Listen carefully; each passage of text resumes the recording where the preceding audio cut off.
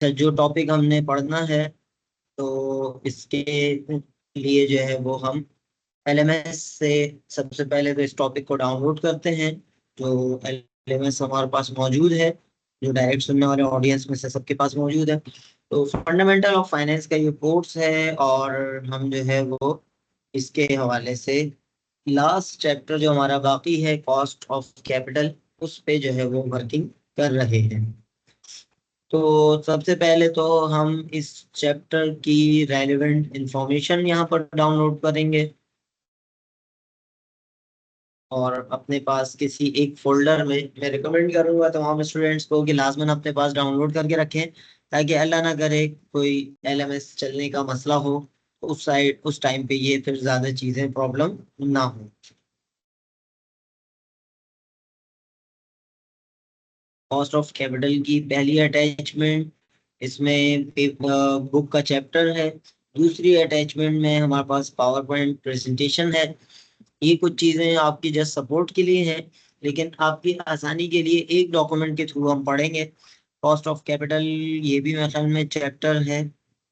और आखिरी जो है ये एक्चुअली जो हम जिससे सपोर्ट ज्यादा लेंगे, तो ये आखिरी अटैचमेंट है, लेक्चर नंबर 15 के अटैचमेंट नंबर 2। ये जो है ये आपका, जिस तरह मिड टर्म के बाद हम एक वर्ड डॉक्यूमेंट के थ्रू ये फाइनेंस के स्पोर्ट्स की प्रैक्टिस देख रहे हैं, कर रहे हैं, और बेहतर अंदाज में सीख रहे हैं, तो सेम वो वाला जो है हमारे पास डॉक्यूमेंट एमएस वर्ड फॉर्मेट के अंदर मौजूद है, और ये हमने अपने पास डाउनलोड कर लिया। और मेनली इसी डॉक्यूमेंट की बेस पर हम इसको फर्दर आगे बढ़ाने की तरफ जाते हैं। ये डॉक्यूमेंट हमने ओपन किया।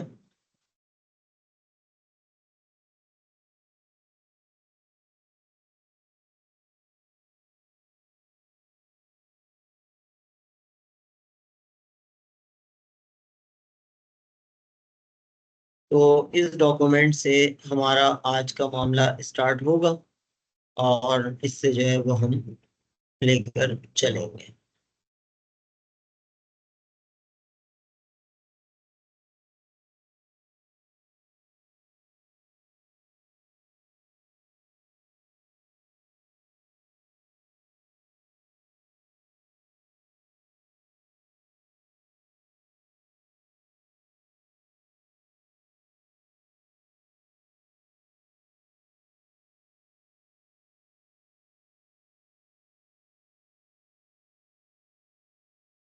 अच्छा जी। तो बाकायदा बाज़ाब्ता तौर पर हम ये चैप्टर स्टार्ट करने लगे हैं, और इस चैप्टर का पूरा नाम है कॉस्ट ऑफ कैपिटल। और कॉस्ट ऑफ कैपिटल का मतलब क्या है?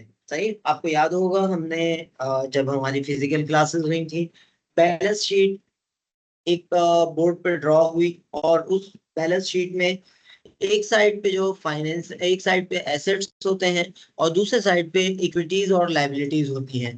तो यहाँ पर कॉस्ट ऑफ कैपिटल से मुराद ये है कि ये जो आपका एसेट्स हैं, उस एसेट के अगेंस्ट में जो आपकी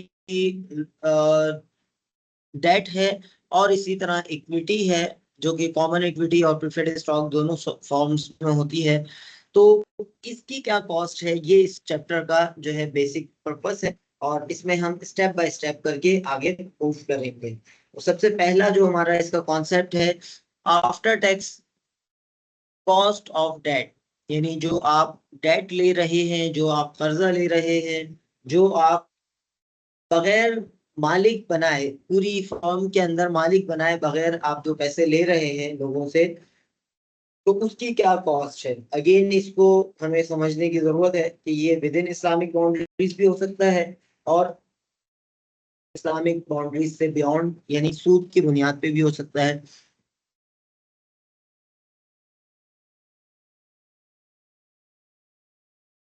लेकिन सूद की बुनियाद पे होने की सूरत में, एज अ मुस्लिम, हमें बिल्कुल ये क्लियर रहना चाहिए कि ये चीज हमारे लिए जायज नहीं है। अल्लाह और उसके रसूल सल्लल्लाहु अलैहि वसल्लम से ऐलान जंग है, और इस ऐलान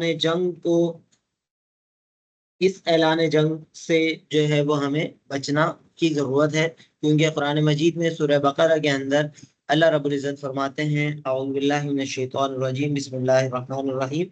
ऐ लोगों जो ईमान लाए हो, अल्लाह से डरो और जो सूद रह गया है उसे छोड़ दो, अगर तुम मोमिन हो। अगर तुम ऐसा नहीं करोगे, सूद से नहीं बचोगे, तो अल्लाह और उसके रसूल से जंग के लिए तैयार हो जाओ। फ़अज़नु बिहर्बिम मिनल्लाहि व रसूलिही व इन तुब्तुम फलकुम रुऊसु अम्वालिकुम। तो ये जो डेट है, ये कन्वेंशनल टर्मिनोलॉजी में ये नॉर्मली कर्ज की बुनियाद पे होता है, लेकिन विद इन इस्लामिक बाउंड्रीज भी जो है ये हो सकता है। लेकिन उसके लिए हमें इस्लामिक फाइनेंस पढ़ना पड़ेगा, समझना पड़ेगा, और उसके लिए जो है वो आगे चल के इस्लामिक फाइनेंस में अपनी एक्सपर्टीज पैदा करनी पड़ेंगी। तो क्योंकि बहरहाल एज अ मुस्लिम हमारे पास no any other option other than Islamic finance, because we cannot afford the war against Allah and His Messenger. सही है। सूरह बकरा आयत नंबर 278 279 किसी भी तर्जुमे के अंदर, किसी भी तफसीर के अंदर आप पढ़ सकते हैं। एक बहुत आसान सा सोर्स हमारे पास है equranlibrary.com, उसको जो है वो आप सर्च कर सकते हैं। उसमें हमारे पास तकरीबन जो है बहुत सारी तफासिर फ्री ऑफ कॉस्ट हमारे पास अवेलेबल हैं सॉफ्ट फॉर्म में, और हम उनसे इस्तेफादा कर सकते हैं। ये कुरान-लाइब्रेरी.com है। फिर इससे जो है इस्तेफादा करने के लिए आप मुख्तलिफ इसमें आपके पास उलमाए किराम हैं, उनकी तफासिर हैं, इस पे आप जा सकते हैं, इस पे पढ़ सकते हैं, समझ सकते हैं, और इससे अपने करने के काम जो है वो मुंतखब कर सकते हैं। तो अब इसमें जैसे सूरह बकरा की हमने बात की है, सूरह बकरा लिखा, आयत नंबर कौन सी हमने बात की थी, 278, ये लिखी, तो खुद ब खुद ये हमारे पास आ गई। या अय्युहल्लज़ीना आमनुत्तक़ुल्लाह वज़रू मा बक़िया मिनर रिबा इन कुंतुम मुमिनीन। ऐ लोगो जो ईमान लाए हो, अल्लाह से डरो, जो कुछ तुम्हारा सूद लोगों पर बाकी रह गया उसे छोड़ दो, अगर तुम वाकई ईमान लाए हो। फ़इन लम तफ़अलू, अगर ऐसा नहीं किया, फ़अज़नु, तो तैयार हो जाओ, बिहर्बिम मिनल्लाहि व रसूलिही, अल्लाह और उसके रसूल से जंग के लिए। और इन तुम अगर तुम तौबा करोगे, फलकुम रूसुम वालिकुम, तो तुम्हारे लिए तुम्हारा असल सरमाया, जो तुमने असल पैसे दिए थे लोगों को, वो वापस ले सकते हो। ला तस्लिमून व ला तुज़लमून, ना तुम जुल्म करो, ना तुम्हारे ऊपर जुल्म किया जाए। सही। तो बहर ये चीज हमें बार बार याद दिलाए जाने की जरूरत है कि अल्लाह ना करे हम गलती से भी इस चीज में मुब्तला हो गए, तो मुश्किल हो जाएगी। तो बहरहाल हमें इसको समझना है कि ये कन्वेंशनल पैराडाइम में कैसे हो रहा है, जैसे कि अभी हम इसको देखेंगे, लेकिन इसको करने से रुकना है, इसको इस्लामिक ऑल्टरनेट समझने और उसको अमल दरामद में ला सकते हैं। अब जैसे सवाल हम पढ़ते हैं, the company currently outstanding bonds have a 10% coupon and a 12% yield to maturity। अब यहाँ पर बॉन्ड्स की बात आई है, और ऑलरेडी इस चैप्टर के अंदर जो चीजें हम पढ़ेंगे वो चीजें हैं जो आप पहले से जानते हैं। बॉन्ड्स वैल्यूएशन का चैप्टर हम पूरा पढ़ के आए हैं, वो दोबारा इसके अंदर कुछ कुछ उसका इस्तेमाल होगा, जैसे अभी होना शुरू हो रहा है। इसी तरह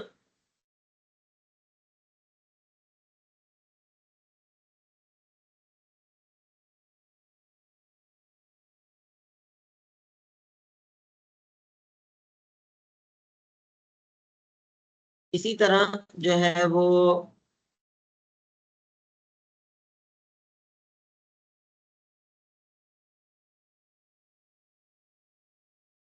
इसी तरह जब हम यानी स्टॉक वैल्यूएशन के हवाले से पिछले चैप्टर में पढ़ा है, तो वो जो है वो स्टॉक वैल्यूएशन भी इस चैप्टर में यूज होगी। बेसिकली उन दोनों का इस्तेमाल होगा वैक के अंदर, weighted average cost of capital, जो कि इस चैप्टर की खास बात है, और अभी थोड़ी देर में उसका मेन फॉर्मूला हमारे पास आने वाला है। तो ये जो है ये हमारा जो है वो मैकेनिज्म है, और इसके अकॉर्डिंगली हमें जो है वो आगे मूव करना है।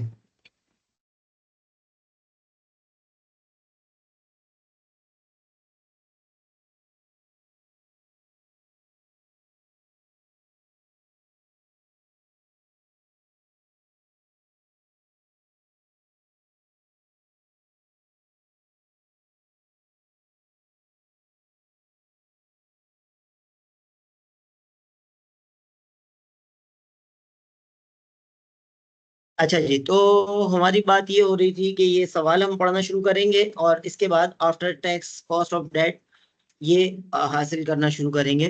तो ये कंपनी ने आउटस्टैंडिंग बॉन्ड्स, यानी ऐसा बॉन्ड है जो इन्होंने इशू किया हुआ है, ये इस्लामिक बॉन्ड यानी सुकूक भी हो सकता है। Have a 10% coupon rate. सही, ये 10% कूपन रेट हमें ऑलरेडी पता है कि इसको पार वैल्यू से मल्टीप्लाई करते हैं तो हमारे पास कूपन पेमेंट आ जाएगी।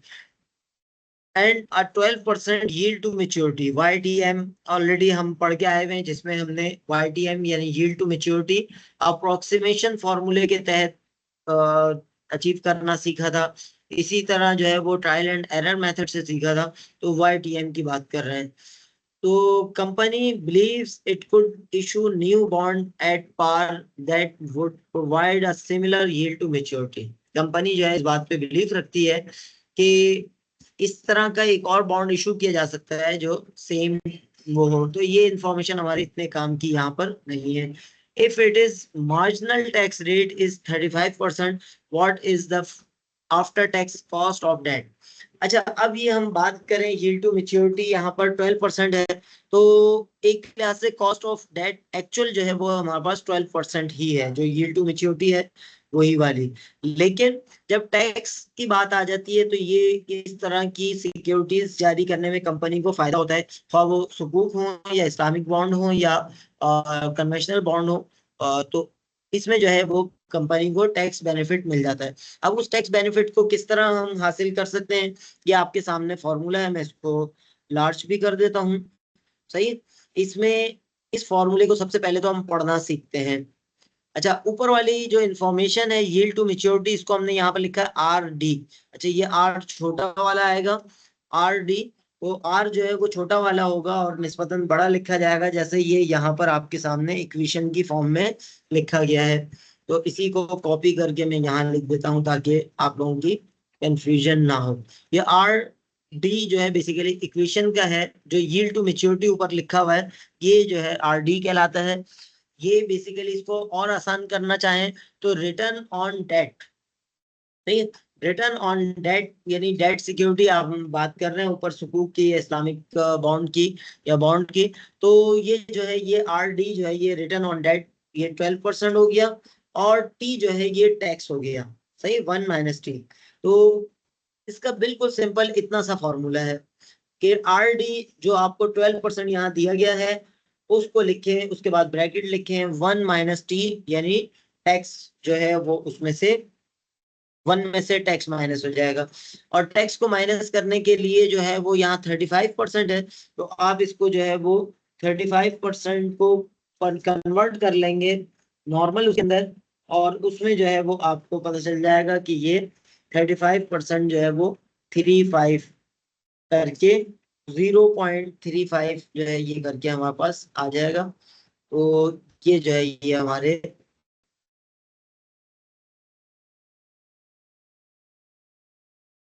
35 जो है ये हमारे पास जो है ये आ गया।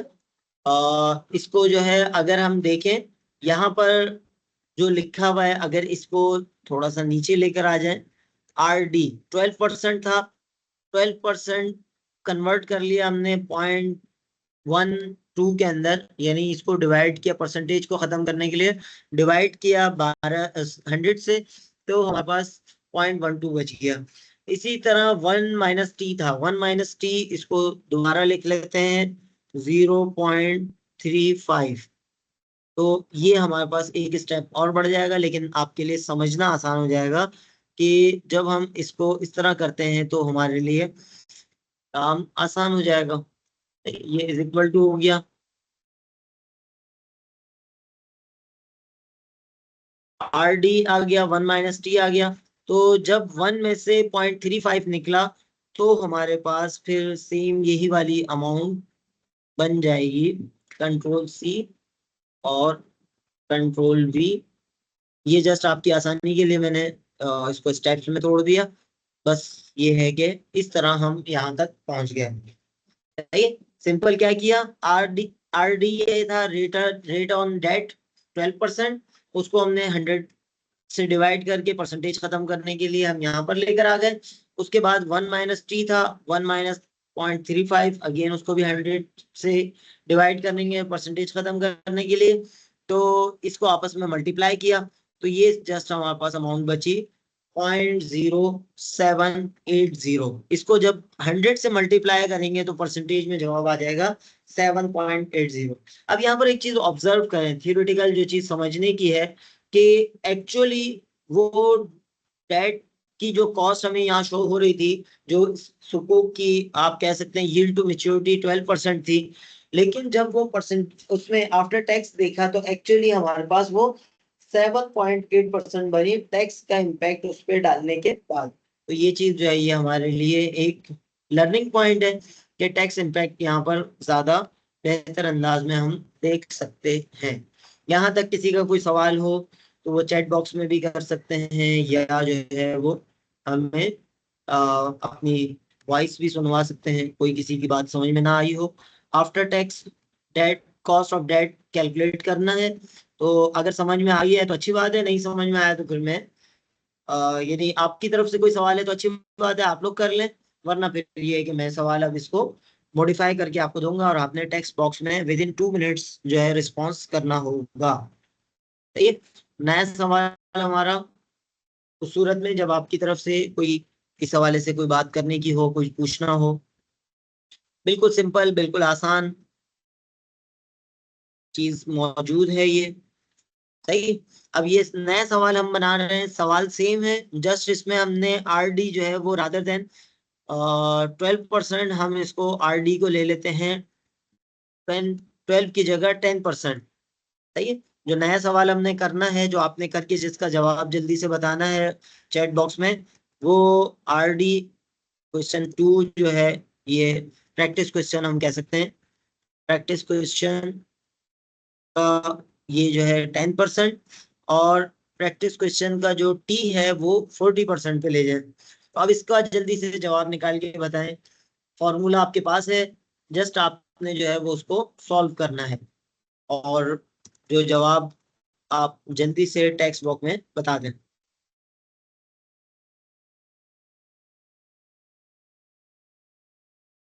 जी। कौन बनेगा हीरो? जल्दी से कौन बताएगा? सर मैं हीरो। आपके सामने मैं यहाँ सॉल्व भी कर रहा हूँ, जिनको नहीं समझ में आया वो ये सॉल्यूशन पे गौर कर रहे हैं, लेकिन जिनको समझ में आ गया वो प्रैक्टिस पे तवज्जो दें और खुद निकाल के जो है वो जवाब इसके उसमें बता देंगे तो ज्यादा अच्छा हो जाएगा। सही। और ये पूरा ही हम इसको ले आते हैं।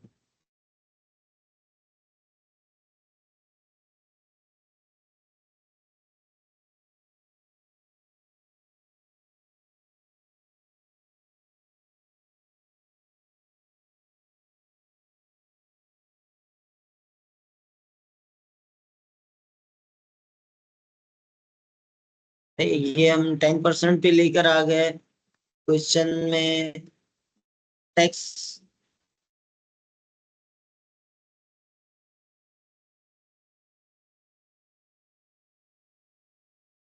आर डी 10% और टी 40%।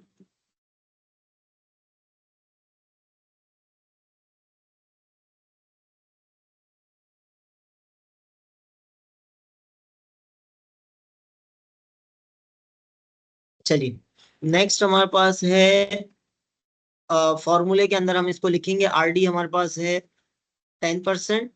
सही है। 10% को जब हमने कन्वर्ट करेंगे तो 0.10 बन जाएगा। किस तरह? सिंपल, 100 से डिवाइड करके। और 1 - टी, 1 - 0.4। अच्छा जी, सही है जी, दो जवाब आ गए। हम इसको क्रॉस चेक कर लेते हैं। 0.0 ये हो गया। और जस्ट इसको फिर कैलकुलेटर यूज करना है। जिनको कैलकुलेटर यूज नहीं करना आता तो मैं कोशिश करता हूँ कि उनको कैलकुलेटर से भी आशना कर दिया जाए।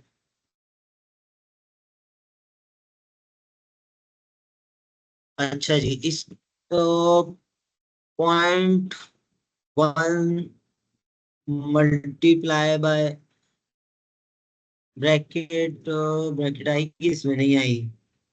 अच्छा, ब्रैकेट नहीं आएगी।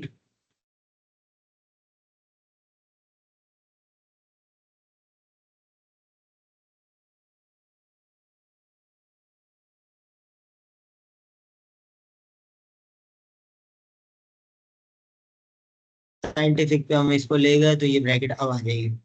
सही। अच्छा जी, 0.1, उसके बाद ब्रैकेट हमने ओपन की 1,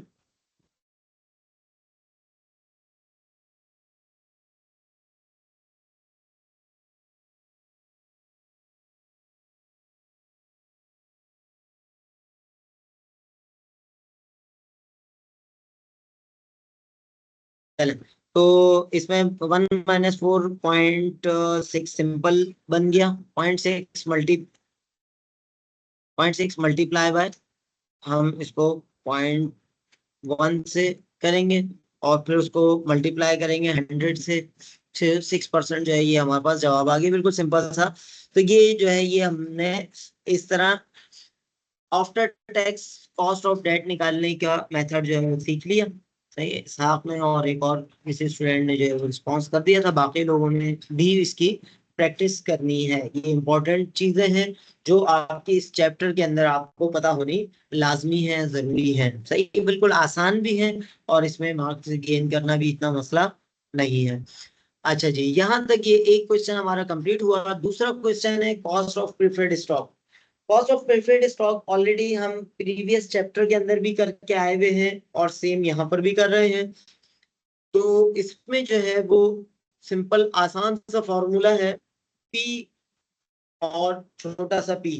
तो ये बेसिकली इसको पहले हम वी ऑफ वी पी लिख रहे थे, यानी value of the preferred stock. यहाँ पर price of the preferred stock लिख रहे हैं, तो बात एक ही है।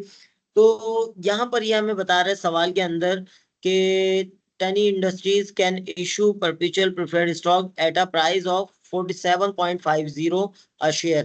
प्रीफर्ड स्टॉक की प्राइस जो है इन्होंने बता दी, 47 इसकी प्राइस होगी। फिर उसके बाद डी पी जो है वो क्या है, dividend of the preferred stock क्या होगा। तो ये बता रहे हैं द स्टॉक वुड पे a constant annual dividend of 3.80। 3.80 ये जो है ये हमें इस हवाले से इंफॉर्म कर रहे हैं और ये हमने यहाँ पर लिख लिया डीपी। और अब ये क्या है, what is the company's cost of preferred stock, RP. सही। Return on the preferred stock, ये हमें मालूम करना है। ये बेसिकली सवाल नंबर 1 के अंदर भी और 2 के अंदर भी हम इसके डिफरेंट कंपोनेंट्स मालूम कर रहे हैं जो आगे चल के हमें इस्तेमाल आने हैं। सही। तो इसके डिफरेंट कंपोनेंट्स हम जो है वो मालूम करने जा रहे हैं। सही। तो अब ये आर पी मालूम करने का जो फॉर्मूला है हमारे पास, डीपी अपॉन पीपी। सही है। यानी dividend of the preferred stock divide by price of the preferred stock.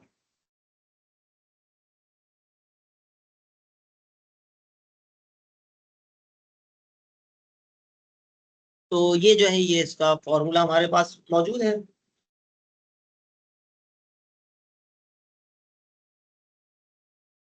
जब फॉर्मूला भी मौजूद है और डेटा भी हमने सवाल में से निकाल दिया, तो उसके बाद बचता क्या है, सिर्फ और सिर्फ उस डेटा को पुट करना। तो जस्ट हमने डीपी डीपी यहाँ पर मौजूद है 3.8, ये हमने यहाँ पर पुट कर दिया। और उसके बाद जो है वो पीपी जो है price of the preferred stock 47.5, ये हमने पुट कर दिया डाउन साइड पे। तो ये इसको जस्ट हम कैलकुलेट करेंगे तो हमारे पास जवाब आ जाएगा 8%। ये return on the preferred stock ये दे रहे हैं, कंपनी जो है 8% प्रीफर्ड स्टॉक पे रिटर्न दे रही है। ये इंफॉर्मेशन हमारे पास गेन हो गई, ये इंफॉर्मेशन हमारे पास हासिल हो गई। इस हवाले से किसी का कोई सवाल। अच्छा जी, इसको भी प्रैक्टिस क्वेश्चन में कन्वर्ट कर लेते हैं, जल्दी से प्रैक्टिस कर सकते हैं हम इसकी। इस तरह कर लेते हैं, नया सवाल हम बनाते हैं। टेक्स्ट प्रैक्टिस क्वेश्चन के अंदर आपने पी प्राइस लेनी है 100 और डिविडेंड लेना है 10, तो what will be the RP क्या होगा? आरपी क्या होगा जी? अगेन सिंपल सा फॉर्मूला है, डीपी अपॉन पीपी। तो डीपी जो है वो हमारे पास है 10, उसको डिवाइड कर देंगे प्राइस से, तो इज इक्वल टू हमारे पास 10 को 100 से डिवाइड करेंगे तो क्या जवाब आएगा? 0.01।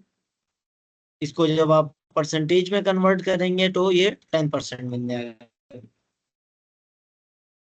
चले माशाल्लाह, इसहाक जागे में और अच्छा सा रिस्पांस दे रहे हैं, बाकी लोग भी थोड़ा सा एक्टिवली रिस्पांस करें तो अच्छा है। सही जी। अच्छा जी, अब हम जा रहे हैं तीसरे सवाल तक। तो उससे पहले पहले और दूसरे सवाल के हवाले से किसी का कोई सवाल हो, कोई बात करनी हो तो कर लें, क्योंकि अब हम प्रॉपर वैक फॉर्मूले की तरफ जा रहे हैं। वैक का जो कंप्लीट फॉर्मूला है ये मैं आपके सामने अभी लेकर आ जाऊंगा। यहाँ पर जो है ये पार्शियल फॉर्मूला लिखा हुआ है, इसको जो मैं एक अदद जो है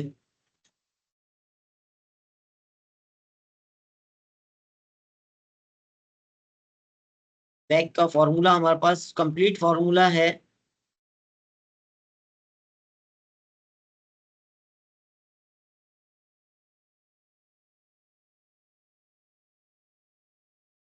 बैक का कंप्लीट फॉर्मूला, पहले इसके बाद हम बात करेंगे बैक के कंप्लीट फॉर्मूले पे, ताकि आप लोग कंफ्यूज ना हो जाएं। अभी जो है फिलहाल जो सवाल है उस पे फोकस करते हैं। ये समझ लें तकरीबन छोटा सा एक चीज इसमें कम है, बाकी ये फॉर्मूला हमारे पास वैक का आ रहा है। तो वैक के फॉर्मूले तक जाने से पहले हमें पता तो हो कि वैक होता क्या है। सही है। वैक होता क्या है? वैक is a abbreviation of weighted average cost of capital. सही है। Weighted average cost of capital. सही है।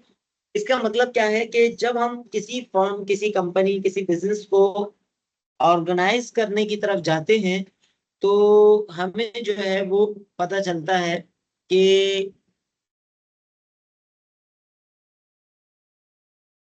वो बिजनेस एक्चुअली जो है वो उसमें डेट भी है, उसमें जो है वो भी है।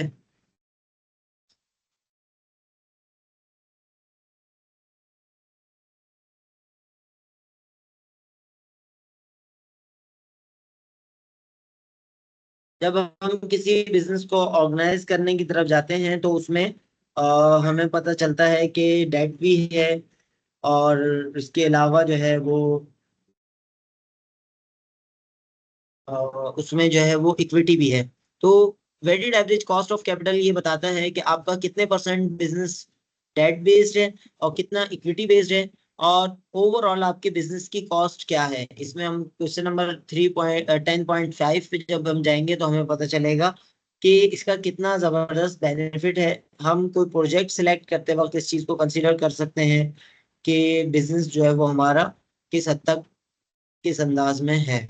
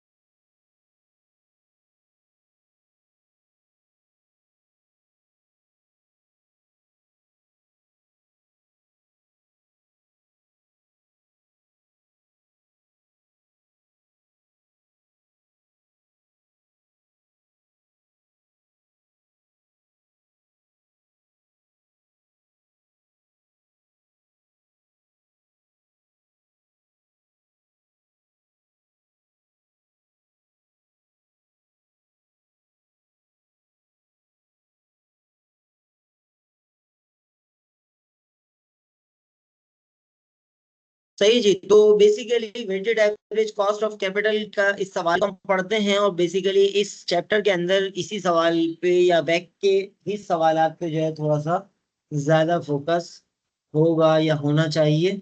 वो कुछ इस तरह है मामला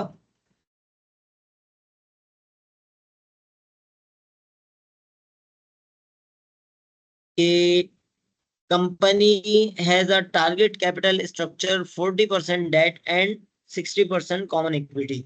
यानी कंपनी सबसे पहले डिसाइड करती है कि हमारा स्ट्रक्चर ऑफ द फाइनेंसिंग क्या होगा, कितने परसेंट हमने अपना पैसा लगाना है और कितने परसेंट दूसरों का पैसा लगाना है, कितने परसेंट एज अ ऑनर्स हमने पैसा लगाना है जिसको कॉमन इक्विटी कहा जा रहा है, और कितने परसेंट दूसरों का लगाना है। तो यहाँ पर 40% डेट है और 60% कॉमन इक्विटी है। डेट से मुराद यहाँ पर सुकूक या इस्लामिक फाइनेंस या इस्लामिक बॉन्ड या बॉन्ड्स हैं। और विद नो प्रिफर्ड स्टॉक इस कंपनी के नहीं है। सही है, अगर होते तो उसका भी अपना स्ट्रक्चर होता। The yield to maturity on the company's outstanding bond is 9%। सही है, तो ये 9% जो है yield to maturity है कंपनी का, तो YTM जिसको अभी हमने ऊपर सॉल्व किया था। और and it's tax rate is 40%। सही है, टैक्स रेट 40% है। और companies CFO estimates that the company's WACC is 9.96%। ये जो है weighted average cost of capital already इन्होंने कैलकुलेट किया हुआ है। What is the company's cost of common equity. तो यहाँ पर हमें क्या चीज मालूम करनी है, RS मालूम करना है। RS मालूम करने के हमारे पास मल्टीपल मेथड है, लेकिन यहाँ जो मेथड है वो सिंपल कैलकुलेशन बेस्ड है। हमें WACC का फॉर्मूला पता हो और उसमें जो है वो हम डेटा पुट करें। और RS यहाँ पर आपको नजर आ रहा है। RS पिछले चैप्टर में हम ऑलरेडी पढ़ के आए हैं, रिटर्न ऑन स्टॉक या कॉमन स्टॉक। सही, रिटर्न ऑन कॉमन स्टॉक या कॉमन इक्विटी, ये हम ऑलरेडी पढ़ के आए हुए हैं। तो उसी को यहाँ पर कंटिन्यू कर रहे हैं और उसके अकॉर्डिंगली जो है वो यहाँ पर कंटिन्यू हो रही है चीजें। तो weighted average cost of capital जो है यहाँ पर हमने, अब इसको पढ़ना शुरू करते हैं। ये तो वैक का मतलब हमें पता चल दिया, weighted average cost of capital. WD, WD का मतलब क्या है, वेटेज ऑफ डेट। ऊपर आप देखें तो यहाँ पर लिखा हुआ है 40% डेट, तो यहाँ पर ये आ गया 40% डेट। वेटेज ऑफ डेट कितनी हो गई, 40% को जब हम डिवाइड करेंगे 100 से तो 0.4, ये हमारे पास जवाब आएगा। ये हमने यहाँ पर लिख दिया। वैक यहाँ पर ऊपर वाले सवाल में ऑलरेडी निकाल के दिया हुआ है 9.96। उसको जब 100 से मल्टीप्लाई डिवाइड करेंगे तो वैक की जगह पे हमने वैक लिख दिया। अब rate of debt, RD, already previous सवाल में हम करके आए हुए। रेट ऑफ डेट ये जो है ये 0.09। सही, ये कहाँ लिखा हुआ था, ये था आपका बॉन्ड की जो आपकी यील्ड टू मेच्योरिटी है, वो 9% आउटस्टैंडिंग बॉन्ड की वो बताई हुई है। सही, द यील्ड ऑफ मेच्योरिटी करके, यील्ड टू मेच्योरिटी। तो YTM चूंकि 9% है तो ये रेट ऑफ डेट आपका कहलाता है। लेकिन इसमें 1 - T हमें करना होता है, तो 1 आ गया आपका फॉर्मूले का, और -40 ये जो है टैक्स रेट है। तो टैक्स रेट को यहाँ पर फॉर्मूले के लिहाज से हम लिख देंगे। प्लस का साइन आपका फॉर्मूले का आ गया। वेटेज ऑफ सी, WC या WS, ये जो है ये आपका वेटेज ऑफ कॉमन स्टॉक या weightage of stock of common, ये आपका बताया इन्होंने कहाँ से, 6.6 किस तरह है, 60% कॉमन इक्विटी का इन्होंने बताया था। तो कॉमन इक्विटी का 60% के तौर पर जो है ये आपने 0.6 लिख लिया यहाँ पर। और आखिर में RS तो मालूम ही नहीं है, वही तो मालूम करना है। तो बाकी चीजें जो है वो हमने यहाँ पर डेटा में पुट की, और उसको पुट करने के बाद जो है वो हमने यहाँ पर RS मालूम करना है। तो 1 बाय 1 करके इसको सॉल्व करना शुरू किया। सॉल्व करते करते हम आखिर में RS तक आ गए। तो ये जस्ट हमने स्टेप बाय स्टेप आगे मूव कर लिया। देखिए, अब इसके अंदर अगर हम ऑब्जर्व करें तो एक नई चीज हमें weighted average cost of capital या बैक का कॉन्सेप्ट मिला। इसी तरह हमें बैक का इनिशियल फॉर्मूला यहाँ पर मिला, weightage of debt, weightage of rate of debt और 1 - T। ये एक कंपोनेंट हो गया जो डेट को शो कर रहा है, दोनों में डेट की बात है। फिर उसके बाद WC यानी ये जो है ये कॉमन स्टॉक की बात कर रहे हैं, वेटेज ऑफ कॉमन स्टॉक, और रिटर्न ऑन रेट ऑन या रिटर्न ऑन कॉमन स्टॉक की बात कर रहे हैं। लेकिन ऊपर सवाल के अंदर मेंशन था with no preferred stock, preferred stock नहीं है, तो इसलिए फॉर्मूला यहां तक था। लेकिन अगर प्रीफर्ड स्टॉक होता, सही है, तो एक मिनट ये मैं बताता हूँ आरडी क्या है और डब्ल्यूसी क्या है। तो आरडी जो है ये रेट ऑफ डेट है, ये ऊपर YTM के अंदर ये जो लिखा हुआ है ना, the yield to maturity on the company's outstanding bonds is 9%। तो ये आरडी है। आरडी मतलब रिटर्न ऑन डेट। ये जो आउटस्टैंडिंग बॉन्ड है ये कंपनी के जिम्मे है, डेट है कंपनी के जिम्मे, और इस पे जो कंपनी रिटर्न दे रही है वो 9% दे रही है, सही है। तो ये रिटर्न ऑन डेट कहलाता है। और WC जो है weightage of common stock, weightage of common stock हमें कहां से पता चला, ये पहली लाइन खत्म होगी। कंपनी का टारगेट कैपिटल स्ट्रक्चर है 40% वेटेज ये देना चाह रहे हैं डेट को, और 60% वेटेज देना चाह रहे हैं कॉमन स्टॉक को। तो W का मतलब वेटेज और C का मतलब कॉमन स्टॉक, कॉमन इक्विटी, सही। तो ये जो है इसको आप कॉमन WS भी कह सकते हैं, W weightage of common stock, लेकिन नॉर्मली जो है वो W और C लिखा जाता है, अगरचे उसका कुछ नेगेटिव मतलब भी पाकिस्तान में पाया जाता है। तो इसलिए आप अपने जहन को क्लियर रखते हुए इसको यही समझें जो लिखा हुआ है, weightage of common stock, RD। और आगे, अच्छा, नेक्स्ट हमारी बात हो रही थी कि यहाँ पर लिखा हुआ है नो प्रीफर्ड स्टॉक, लेकिन अगर प्रीफर्ड स्टॉक होता तो जस्ट यहाँ पर प्लस का एक साइन आता, और प्लस हम जो है दो चीजें ऐड कर लेते, ये कंट्रोल C और कंट्रोल V, ये जो है ये हम ऐड कर लेते, weightage of preferred stock P आ जाता छोटा सा, और रेट ऑन प्रीफर्ड स्टॉक ये आ जाता। लेकिन चूंकि यहाँ पर दोनों चीजें नहीं है, तो इसलिए हमने यहाँ पर इसको नहीं लेकर आए। लेकिन कंप्लीट फॉर्मूला हमारा उस सूरत में होता जब ये डेट को कंसीडर हमने कर लिया, कॉमन स्टॉक को कंसीडर कर लिया, और प्रीफर्ड स्टॉक को भी कंसीडर कर लेते, तो कंप्लीट वैक का फॉर्मूला हो जाता। लेकिन चूंकि यहाँ पर इन्होंने लिखा है नो प्रीफर्ड स्टॉक, तो इसलिए हमने ये आखिरी वाला कंपोनेंट यहाँ से, प्रीफर्ड स्टॉक वाला कंपोनेंट हमने यहाँ से मिसिंग कर लिया, जो कि उसूली तौर पर इसके बाद आना चाहिए था अगर आता तो, नहीं। ये इसके बाद बीच में आता है, ये सबसे पहले डेट आता, फिर प्रेफर्ड स्टॉक आता, फिर कॉमन स्टॉक, क्योंकि कॉमन स्टॉक वाले जो है रेजिडल वैल्यू के मालिक होते हैं, अल्टीमेट मालिक होते हैं, तो इसलिए जो है यहाँ पर उसको लेकर आते हैं। तो मेरा ख्याल है कि ये आपको कंप्लीट फॉर्मूला वैक का ये वाला है, इसको आप अपने पास नोट भी कर लें, इसको मैं हाईलाइट भी कर रहा हूँ। इसमें जो एक मिसिंग कंपोनेंट था वो हमने डाल दिया, क्योंकि यहाँ पर प्रीफर्ड स्टॉक इस सवाल में नहीं है, लेकिन दूसरे सवालात में आ सकता है। तो आप इस सवाल में भी कंप्लीट फॉर्मूला भी लिखना चाहें तब भी 0 0 करके प्लस कर देंगे तो जवाब वही आएगा। और एक्चुअली जो है ये बता रहे हैं रिटर्न ऑन स्टॉक जो है वो 13% है, सही। तो यहाँ तक किसी का कोई सवाल मजीद बाकी हो तो आप पूछ सकते हैं।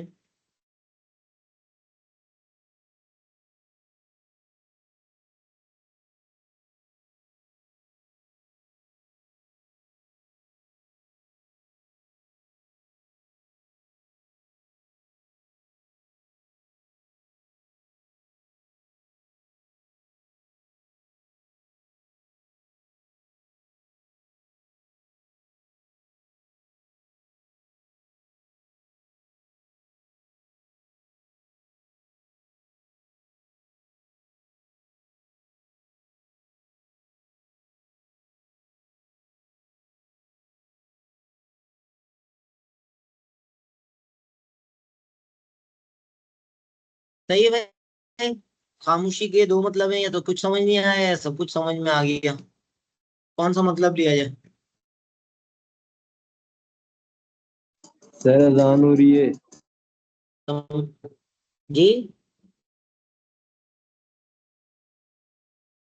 आवाज बहुत स्लो है, मेरी आवाज तो सही आ रही है ना।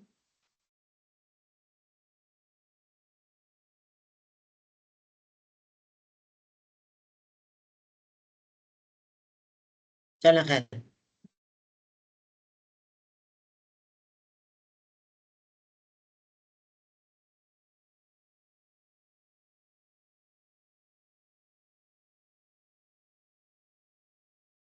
अच्छा जी, अब हम एक और इम्पोर्टेंट लर्निंग की तरफ जा रहे हैं और कुछ पुराने दोस्तों से भी मुलाकात हो जाएगी इसमें आपको, यानी ऑलरेडी जो चीजें सीखी हुई हैं वो भी रिपीट होंगी, लेकिन कुछ नई चीजें भी हम सीखेंगे।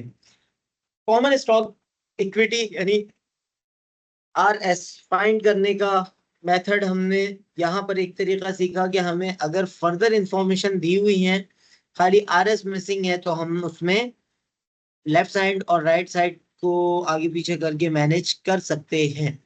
लेकिन साथ साथ जो है वो हमारे पास जो एक फर्दर इसके कुछ और मेथड्स हैं, तो वो इस सवाल में हम सीखेंगे और ये आप इंपॉर्टेंट मार्क कर सकते हैं अपने लिए। तो कॉस्ट ऑफ कॉमन इक्विटी क्या है? The future earnings, dividends and common stock price of the XYZ Technologies Incorporation are expected to grow 7% per year. हर साल 7% के हिसाब से ग्रोथ एक्सपेक्टेड है। अब हम यहाँ पर अगर जो माजी में करते हुए आए हैं उसको साथ साथ डेटा बनाना शुरू करते हैं, तो जी जो है इज इक्वल टू कितने परसेंट? 7% जो है वो जी हमारे पास ग्रोथ एक्सपेक्टेड है। जी ये छोटा कर लेते हैं इसको। अच्छा जी, उसके बाद कंपनी का common stock currently sells for 23 per share.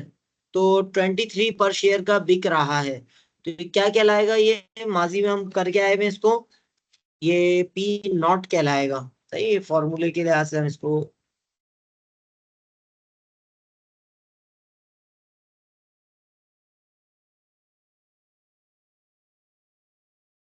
यानी ये पी नॉट जो है वो छोटा सा लिखा जाता है, जीरो जैसे ये नीचे लिखा हुआ है, मैं अलग से नहीं लिखता दोबारा। इसी तरह पी नॉट हमारे पास निकल के आ गया 23 per share. Its last dividend was $2। तो ये हम कहते थे इसको डी नॉट। सही, डी नॉट जो है वो $2 है। And it will pay a 2.14 dividend at the end of the current year. इस साल के आखिर में ये $2.14 देगा। अच्छा, ये इंफॉर्मेशन $2 अभी दिया है, तो ग्रोथ हमें पता है 7%, उसको निकाल के हम 2.14 तक खुद भी आ सकते थे, लेकिन खैर इन्होंने बता दिया, इनकी मेहरबानी। तो अब ये बेसिक इंफॉर्मेशन मिल गई। अब उसके बाद बेसिकली ये एक नहीं तीन चार सवाल है। बेसिक इंफॉर्मेशन हमें मिल गई, उसके बाद ये ABCD, ये चार अलग अलग सिनेरियोज हैं, चार अलग अलग सवालात हैं। सबसे पहला सवाल है ए, यूजिंग द DCF अप्रोच। अब यहाँ पर आपने समझना क्या है, DCF अप्रोच क्या होती है। ये जो आपका पहला है ये है DCF अप्रोच। DCF अप्रोच या DCF का कंप्लीट मीनिंग है डिस्काउंटेड कैश फ्लो। नहीं, तो ये इन्होंने पहला पूछा था, using the DCF approach what is the cost of common equity. तो कॉमन इक्विटी की कॉस्ट क्या है? अच्छा, ये इसका जब आप जवाब देखेंगे तो आपको हैरत होगी, क्या ये तो आपको पहले से आता है। किस तरह आता है कि ऑलरेडी हम पढ़ के आए हुए हैं इसको पिछले सवाल के अंदर, पिछले चैप्टर के अंदर। Discounted cash flow, DCF approach यानी डिस्काउंटेड कैश फ्लो अप्रोच क्या है कि ऑलरेडी आप ये पोर्शन पढ़ के आए हुए हैं। RS निकालने के लिए D1 upon P not plus G, ये आप ऑलरेडी पहले से पढ़कर आए हुए हैं। तो यहाँ पर क्या किया, जस्ट आपने डेटा पुट किया है। किस तरह डिस्काउंट कर रहे हैं हम यहाँ पर? बेसिकली ये D1 को जो है वो डिस्काउंट कर रहे हैं आज के लिहाज से, ग्रोथ वगैरह के लिहाज से। तो ये RS हम निकाल रहे हैं, डिस्काउंटेड कैश फ्लो। D1 जो है हमें यहाँ पर बताया था 2.14, वो हमने पुट कर लिया। फिर इसी तरह P नॉट वो यहाँ पर बताया हुआ है 23, वो हमने पुट कर लिया। G जो है वो हमें पहले से बताया गया है 7%, वो हमने पुट कर लिया। तो इसको जब हम इज इक्वल टू करेंगे तो 2.14 अपॉन 23 करते हैं तो 9.3% बन रहा है। और उसके अंदर फिर 7% को जब हम ऐड करते हैं तो ये हमारे पास जो है ये बन रहा है 16.3%। सही। तो DCF अप्रोच के थ्रू जो है हम इसका जो पहला जवाब है ए का, K D using the DCF approach our response is our response is 16.3% ये जो है हमारा पहला जवाब हो गया। अब दूसरा जवाब जो है वो, दूसरा सवाल क्या है, पहले दूसरा जवाब तो बाद की बात है, पहले दूसरा सवाल पता चलेगा। If the firms beta is 1.6, अब यहाँ पर हमारे पास सवाल वही है कि आर एस निकालना है, लेकिन फॉर्मूला चेंज है, और इस फॉर्मूले का नाम है कैपेम, CAPM। अच्छा, कैपेम का फुल मतलब क्या है? इसको कहते हैं कैपेम, ये बेसिकली कहलाता है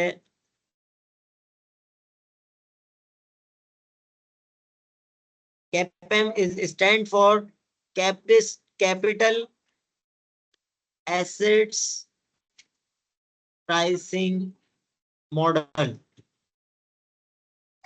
सही, कैपिटल एसेट्स प्राइसिंग मॉडल, ये जो है कैपेम कहलाता है। और ये जो है ये आप इसको यहाँ से कर सकते हैं।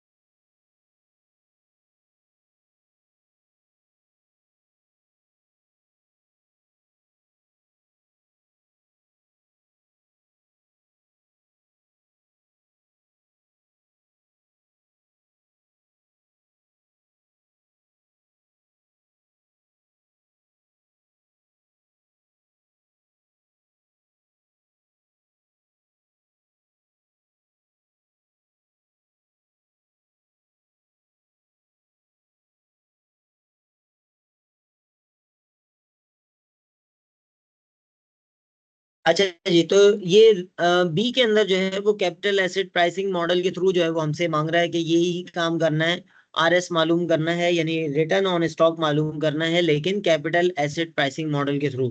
अब ये कैपिटल एसेट प्राइसिंग मॉडल का फॉर्मूला क्या है वो हमारे पास ये सामने नीचे मेंशन है, और इसको अगर हम ऑब्जर्व करें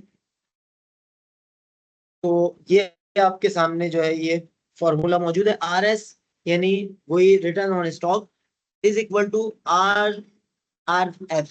आर एफ जो है वो शो कर रहे हैं कि रिटर्न, रिस्क फ्री रिटर्न। सही, रिस्क फ्री रिटर्न क्या होता है? ऑलरेडी हमें पता है कि जो हमारा नॉर्मल रेट होता है, और बाज औकात जो है वो गवर्नमेंट सिक्योरिटीज के जो रेट होते हैं जिसमें डिफॉल्ट रिस्क नहीं होता, जिसमें जो है वो डिले यानी डिफॉल्ट रिस्क नहीं होता या और दीगर रिस्क कम होते हैं या नहीं होते, तो ये जो है ये रिस्क फ्री रेट कहलाता है। तो रिस्क फ्री रेट हमें इस सवाल के अंदर भी गिवन है, देखें बी के अंदर देखें, if the firms beta is 1.6, the risk free rate is 9%। तो ये रिस्क फ्री रेट हमने 9% यहाँ लिख दिया।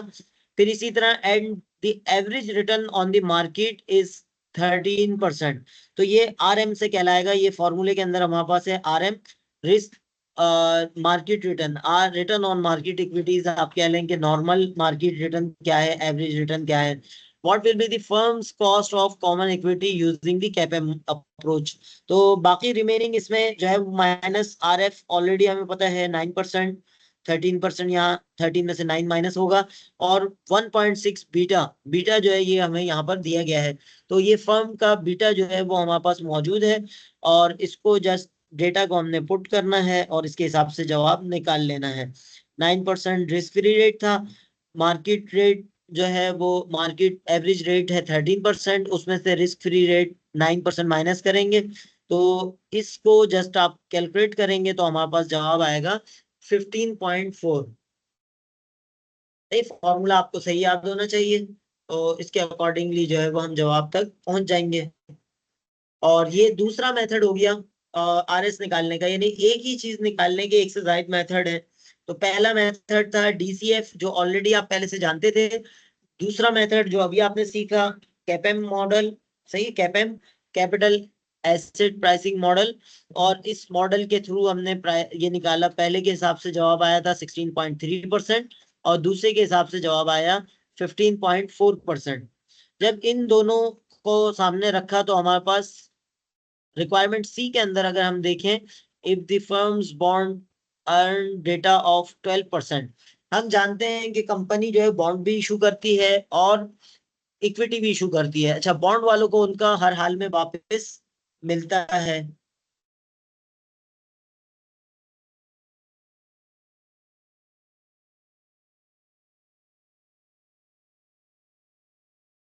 अच्छा, अब आप कह रहे हैं कि लाइट चली गई थी और फिर क्वेश्चन समझ में कैसा आएगा, लाइट गई भी होगी तो कोशिश करें कि इसकी रिकॉर्डिंग आपको मिल जाएगी, उसको सुन के आप ये समझ लीजिएगा। बाकी फिर भी कोई इशू हो तो नेक्स्ट क्लास के शुरू में आप आ जाइएगा, तो इसको देख लेंगे। सही, तो अभी हम जो बात कर रहे थे सी की, कैपेम मॉडल के बाद जो है वो हम प्रीमियम, रिस्क प्रीमियम बेस्ड जो है वो रेट निकालने की। तो आरएस निकालने का एक तरीका क्या होता है कि जो बॉन्ड का रेट है आपका वो 12% है यहाँ पर, और इसी तरह रिस्क प्रीमियम जो है वो 4% है। तो इन दोनों को जब कैलकुलेट जमा करते हैं तो हमारे पास 16% आ जाता है। तो ये तीन तरीके हमने यहाँ सीख लिए किसी रिटर्न और स्टॉक आरएस निकालने के। लेकिन चौथे तरीके के अंदर कह रहा है कि अगर आप तमाम तरीके जो भी अप्रोचेज आपने यूज की हैं उन तमाम पे आपको इक्वल कॉन्फिडेंस है, सही है, तमाम पे आप समझ रहे हैं कि एतमाद है आपको, और उसके बाद आप इसका एवरेज निकालना चाह रहे हैं ताकि ज्यादा बेहतर अंदाज में आप अपनी कैलकुलेशंस कर सकें, तो उसके लिए क्या करना होगा, पहला दूसरा तीसरा जो भी जवाब है इन तीनों को लिखा, प्लस किया और तीनों को एवरेज आउट कर लिया। तो 3 से डिवाइड करके ये हमारे पास 15.9, ये हमारे पास स्पेसिफिक जो है इसका जवाब आ गया। और ये जो है ये हमारे लिए एक अलग से वो हो गया। तो बेसिकली इस सवाल के अंदर हमने आरएस मालूम किया है। आरएस मालूम करने के लिए जो है वो हमारे पास ये मुमकिन तौर पर जो है वो 3-4 तरीके हैं। पिछली सवाल के अंदर हमने वैक के जरिए आरएस मालूम किया था, और इस सवाल में जो है वो हमने इसके डीसीएफ अप्रोच जो पिछले चैप्टर के अंदर भी हम इस्तेमाल करके आ रहे हैं। डीसीएफ अप्रोच नाम हमें नहीं पता था, लेकिन काम हम वही कर रहे थे। ये हाईलाइट कर रहा हूँ कि R S is equal to D1 upon P naught plus G. इसको हम सॉल्व करते थे और इसके जरिए जो है वो हम अपना आर एस की वैल्यू मालूम करते थे। तो सेम यहाँ पर भी किया जाए। इस क्वेश्चन में आर एस मालूम करना डिफरेंट फॉर्मूले से, जी बिल्कुल, यहाँ पर मल्टीपल फॉर्मूलाज के थ्रू आर एस मालूम किया है हमने। तो डिस्काउंटेड कैश फ्लो मॉडल या जो प्रीवियस हमने लर्निंग किया था वो वाले मॉडल के जरिए मालूम किया, तो जवाब आया 16.3%। फिर कैपेम मॉडल, जो यहाँ पर ये फॉर्मूला है, जस्ट इसको आप अच्छी तरह याद कर लें, ये कैपेम मॉडल सही है। RCRS तो वही है, RFR रिस्क फ्री रिटर्न, ये 9% हमें सवाल में दिया गया है। RM जो है ये मार्केट रिस्क या मार्केट रेट, ये हमारे पास 13% है सवाल में। RFR ये ऑलरेडी रिस्क फ्री रिटर्न, ये ऑलरेडी पहले से है। और 1.6 ये बीटा है। सही।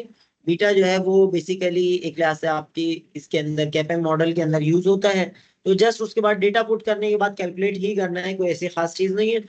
तो इसमें 15.4% जो है ये हमारे पास इसका आंसर आया। तो एक ही RS का एक जवाब आया 16.3%, दूसरा जवाब आया 15.4%, और तीसरा मेथड है बॉन्ड रेट के अंदर रिस्क प्रीमियम इंक्लूड कर दिया। क्यों?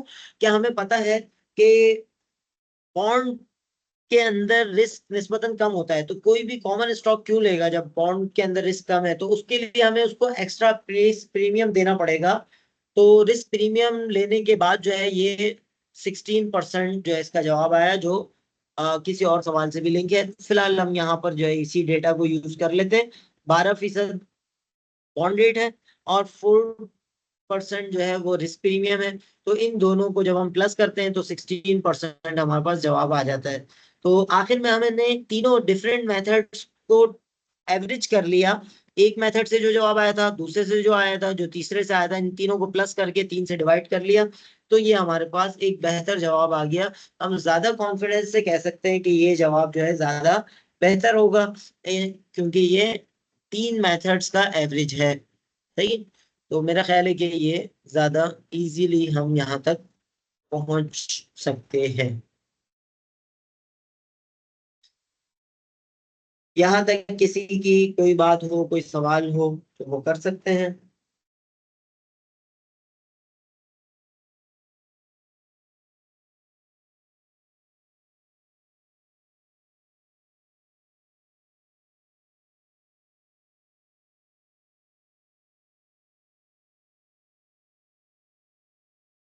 क्लियर है? कोई बात ना समझ में आई हो तो आप पूछ लें।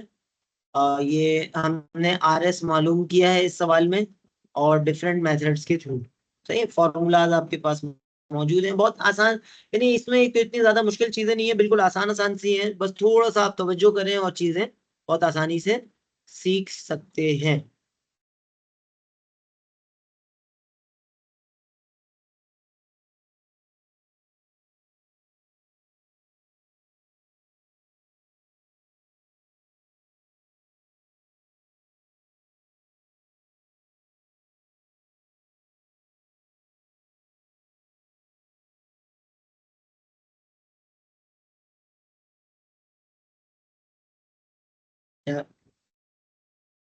चलें जी, हम कोशिश करते हैं थोड़ा सा और आगे बढ़ जाएं, ताकि ये आज हमारा थोड़ा सा बेहतर अंदाज में आगे बढ़ जाए। अच्छा जी, नेक्स्ट हमारे पास है कॉस्ट ऑफ इक्विटी विद और विदाउट फ्लोटेशन। अच्छा, कॉस्ट ऑफ इक्विटी, हम यानी वही RS की बात हो रही है। कॉस्ट ऑफ इक्विटी मतलब RS निकालना है, तो RS निकालने के लिए विदाउट फ्लोटेशन तो हम वही मेथड यूज करते हुए आ रहे हैं, वही करेंगे। जैसे ये सवाल में आप देखें तो सेम वही चीज है जो पहले से हम करते हुए आ रहे हैं, जिसको डिस्काउंटेड कैश फ्लो भी कहा है। अब इसमें बाज औक़ात क्या होता है कि आप कंपनी जो है वो नए शेयर्स इशू करती है, तो उस सूरत में कॉस्ट ऑफ इक्विटी के अंदर फ्लोटेशन कॉस्ट यानी नए शेयर फ्लोट करने की जो कॉस्ट है वो इंक्लूड हो जाती है। तो आप सवाल हम पढ़ लेते हैं और उसके बाद फिर उसको सॉल्व करेंगे। Com Javest and sons common stock currently traded at 30 per share. $30 का क्या हो गया, प्राइस निकल के आ गई, P0 निकल के आ गया $30। उसके बाद it is expected to pay an annual dividend of $3 a share at the end of the year। सही। तो ये D1 हमें मिला, क्योंकि ये विल पे है, बेसिकली एक्सपेक्टेड है, ये अभी पे किया नहीं है बल्कि करने की तवक्को है।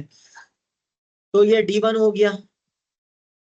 उसके बाद जो है इट इज एक्सपेक्टेड टू पे हो गया। उसके बाद and constant growth rate is 5% आएगा, 5% से ग्रोथ निकल के आ गई। तो अब इसमें इन्होंने कहा है कि what is the company's cost of common equity if all of its equity common are retained earning. अगर तमाम के तमाम जो इक्विटी है वो रिटेन अर्निंग के थ्रू आई है, तो उस सूरत में कॉस्ट ऑफ कॉमन इक्विटी क्या होगी। तो कॉस्ट ऑफ कॉमन इक्विटी क्या होगी वो निकालने के लिए हमें क्या किस चीज की जरूरत है, हमें जरूरत है कॉस्ट ऑफ कॉमन इक्विटी निकालने के लिए हमें कॉस्ट ऑफ कॉमन इक्विटी निकालने के लिए ये जब रिटेन अर्निंग से आ रही है तो इसका मतलब ये है कि नई नई शेयर्स इन्होंने इश्यू नहीं किए। तो इस सूरत में जो है वो हम इसको सिंपल जो प्रीवियसली हमें आरएस का फॉर्मूला पता है D1/P0 + G, तो डेटा हमने जस्ट पुट किया। D1 हमें पता है $3, P0 30% और G जो है वो 5% यानी 0.05, ये हमें पता चल गया। तो इसके बाद जो है वो हम इसको इज इक्वल टू 15% ये इसको निकाल लेंगे।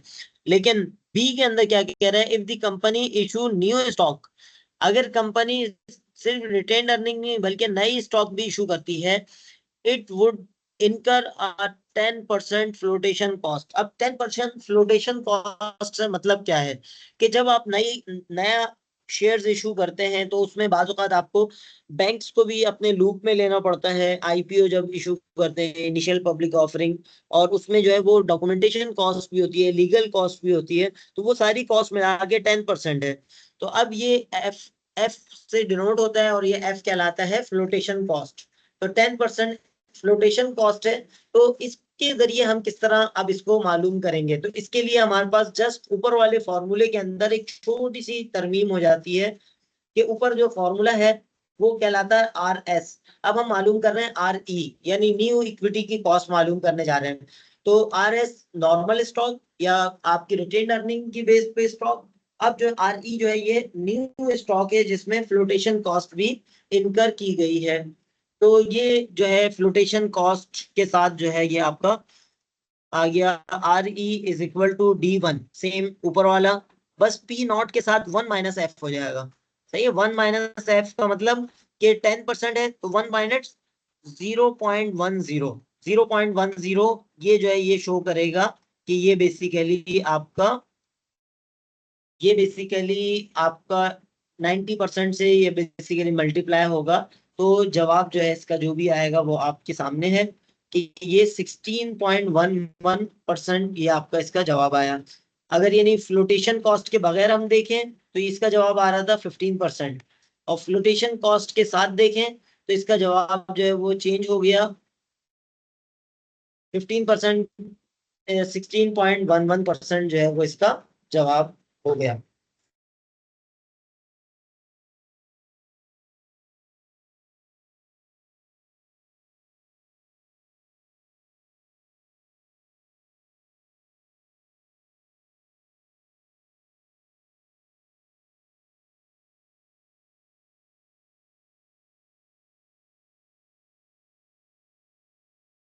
सही है, तो ये विद और विदाउट फ्लोटेशन कॉस्ट जो है ये हमारे पास दो मुमकिन तरीके हो गए।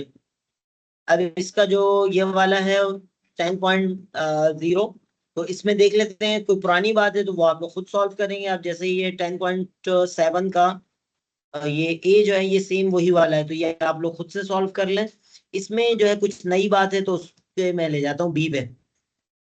What is the Evans's percentage flotation cost F जो है, ये पिछली दफा वाले सवाल के अंदर क्या था कि आपको फ्लोटेशन कॉस्ट निकाल के दे दी थी कि ये 10% है, लेकिन इस दफा जो है फ्लोटेशन कॉस्ट आपके पास नहीं है। तो फ्लोटेशन कॉस्ट निकालने के लिए क्या फॉर्मूला होगा, जस्ट आपने क्या करना है, फ्लोटेशन कॉस्ट निकालने के लिए P0 आपको इस सवाल के अंदर दिया गया है माइनस न्यू स्टॉक प्राइस, यानी अभी जो प्राइस है स्टॉक की उसमें से जो न्यू स्टॉक प्राइस है उसको माइनस करके फिर उसको डिवाइड करेंगे P0 से। तो ये जो है ये सवाल जब आप पढ़ेंगे तो आपको चीज समझ में आ जाएगी। इसमें ये बता रहे हैं कि अभी प्राइस है $36, लेकिन न्यू स्टॉक एक्सटर्नल लिक्विडिटी जो अब आप वो करेंगे तो उस वक्त प्राइस रह जाएगी 32.40। ये प्राइस रह जाएगी। तो ये न्यू स्टॉक प्राइस हो गई, ये आपने फॉर्मूला बना लिया, जस्ट उसको दोबारा डिवाइड कर देंगे। तो simple P not minus new stock price divide by P not, ये जो हमारे पास 10% इसकी कॉस्ट आ गई कि ये फ्लोटेशन कॉस्ट 10% है। तो ये इस सवाल में जो नई बात हमने सीखी पार्ट बी के अंदर कि फ्लोटेशन कॉस्ट अगर ना दी गई हो तो हम किस तरह फ्लोटेशन कॉस्ट मालूम कर सकते हैं। तो फ्लोटेशन कॉस्ट मालूम करने के लिए हमें तरीकेकार पता चल गया। और फिर उसके बाद जब हम ये पता चल गया तो what is the new common equity cost, जिसको आर ई कहेंगे। अब तो आर ई मालूम करने के लिए अगेन सेम वही है जिस तरह ऊपर किया था कि D1, यानी सबसे ऊपर जो है वो D1 है, उसके बाद जो है फिर आप जो नॉर्मल आपका फॉर्मूला चल रहा था जस्ट उसमें 1 - F जो प्रीवियस सवाल में भी हमने किया है उस तरह करके हमने फ्लोटेशन कॉस्ट के साथ जो है वो कॉमन इक्विटी मालूम कर ली, तो वो हमेशा ज्यादा होगी इसके मुकाबले में विदाउट फ्लोटेशन कॉस्ट के। तो ये जो है ये दो सवाल एक दूसरे से सिमिलर थे, बस एक छोटा सा डिफरेंस था कि अगर परसेंटेज ना दी गई हो फ्लोटेशन कॉस्ट की तो उसको किस तरह हम निकाल सकते हैं। यहाँ तक कोई बात ना समझ में आई हो तो आप पूछ सकते हैं।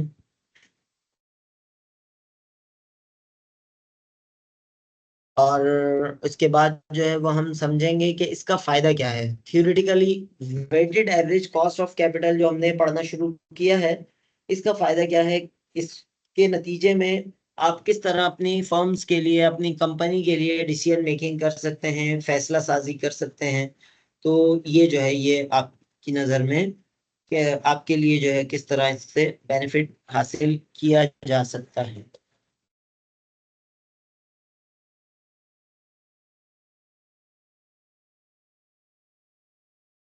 नहीं है किसी का कोई सवाल? चले। अच्छा, अब ये जो है प्रोजेक्ट सिलेक्शन, ये इसका 10.5 जो है ये हमें बता रहा है कि weighted average cost of capital जो हम पढ़ रहे हैं इस चैप्टर का फायदा क्या है कि आपकी कंपनी को बहुत सारे प्रोजेक्ट्स मिलने का चांस है, जैसे ये ABCDEFG, ये मुख्तलिफ प्रोजेक्ट्स मिलने का चांस है। इसके प्रोजेक्ट का साइज भी आपके सामने है और रेट ऑफ रिटर्न। तो वैक आपकी कंपनी का दी एस्टिमेट, इन्होंने वैक का किया है, weighted average cost of capital का एस्टिमेट किया है 10.5।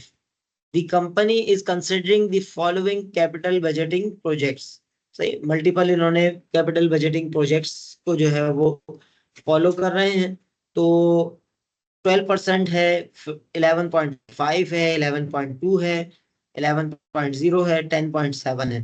तो जो प्रोजेक्ट वैक से ज्यादा आपको दे रहे हैं परसेंटेज, हम उन प्रोजेक्ट को सिलेक्ट करेंगे, और जो वैक से कम प्रोजेक्ट परसेंटेज दे रहे हैं हम उन प्रोजेक्ट्स को इग्नोर कर सकते हैं इन टर्म्स ऑफ मनी।